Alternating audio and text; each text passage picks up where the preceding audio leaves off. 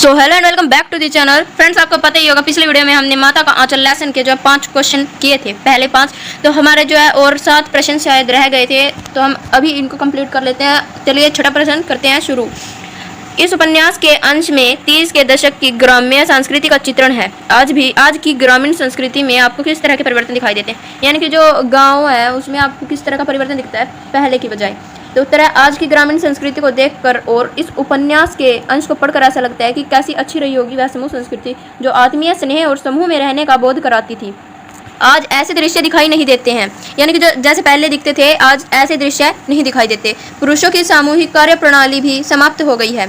अतः ग्रामीण संस्कृति में आए परिवर्तन के कारण वे दृश्य नहीं दिखाई देते जो 30 के दशक में रहे होंगे। तो इसका जो फ्रेंड्स पहला पॉइंट क्या है, इसका ये रहा पहला पॉइंट है इसका।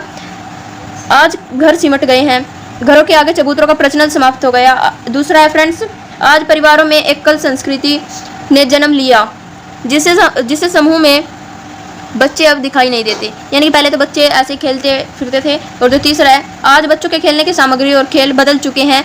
खेल खर्चीले हो गए हैं, जो परिवार खर्च नहीं कर पाते हैं वे बच्चों को हीन भावना से बचाने के लिए समूह में जाने से रोकते हैं।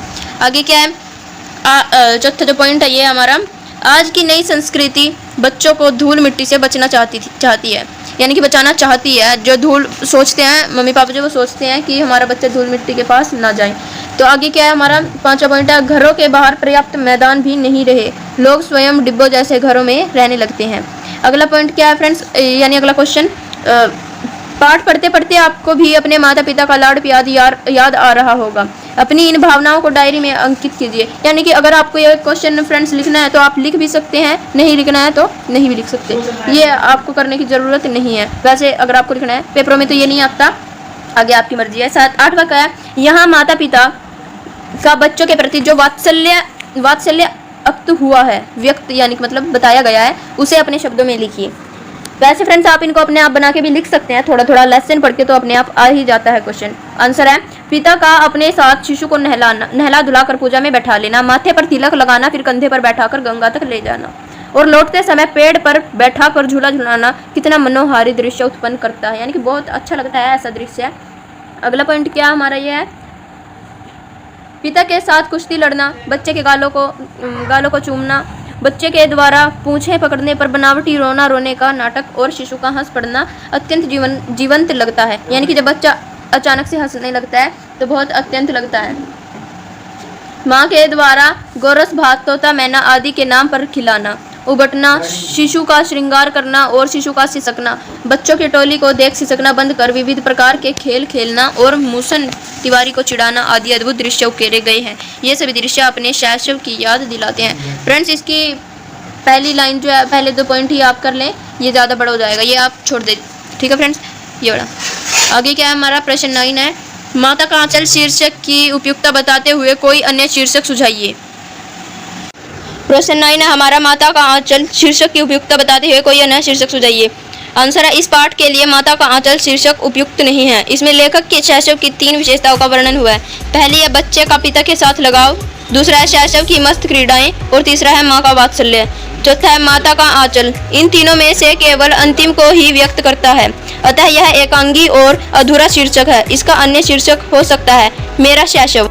छठा है कोई लौटा दे मेरे रस भरे दिन, यानी कि ये शीर्षक हम इनको दे सकते हैं। 10वां क्या है हमारा, बच्चे माता पिता के प्रति अपने प्रेम को कैसे अभिव्यक्त करते हैं। पहला पॉइंट है, शिशु की जिद में भी प्रेम का प्रकटीकरण है। दूसरा, शिशु और माता पिता के सानिध्य में यह स्पष्ट करना कठिन होता है कि माता पिता का स्नेह शिशु के प्रति है या शिशु का माता पिता के प्रति, दोनों एक ही प्रेम के संपूरक होते हैं। तीसरा है शिशु की मुस्कुराहट, शिशु को उनकी गोद में जाने की ललक उनके साथ विविध क्रीड़ाएं करके अपने प्रेम के प्रकटीकरण करते हैं। चौथा, माता पिता की गोद में जाने के लिए मचलना उसका प्रेम ही होता है। इस प्रकार माता पिता के प्रति शिशु के प्रेम को शब्दों में व्यक्त करना कठिन होता है। इसको फ्रेंड्स समझाने की जरूरत नहीं है। अब हम आ गए हैं 11वें प्रश्न पे। 11वां प्रश्न क्या हमारा, इस पाठ में बच्चों की जो दुनिया रची गई है वह आपके बचपन की दुनिया से किस प्रकार भिन्न है। आंसर, हमारा बचपन इस पाठ में वर्णित बचपन से पूरी तरह भिन्न है। भिन्न यानी कि ये भिन्न है, वो इसका मतलब क्या है हमारा, अलग है। भिन्न यानी अलग है हमारा। हमें अपने पिता का ऐसा लाड नहीं मिला। मेरे पिता प्राय अपने काम में व्यस्त रहते हैं। प्राय वो रात को थक कर ऑफिस से आते हैं। वे आते ही खा पी कर सो जाते हैं। वे मुझसे प्यार भरी कुछ बातें जरूर करते हैं। मेरे लिए मिठाई, चॉकलेट, खिलौने भी ले आते हैं। कभी कभी स्कूटर पर बिठाकर घुमा भी आते हैं, किंतु मेरे खेलों में इस तरह रुचि नहीं लेते। इसलिए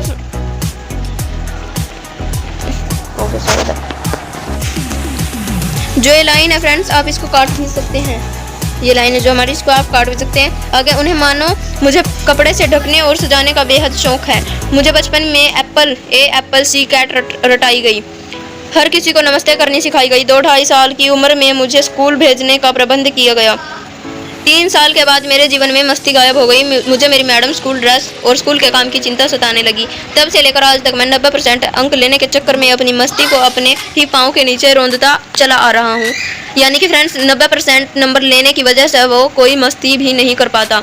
मुझे हुल्लड़ करने का भी कोई मौका नहीं मिलता। यानी कि इसका मतलब भी फ्रेंड्स जो है मस्ती ही होता है, मस्ती करने का भी मौका नहीं होता।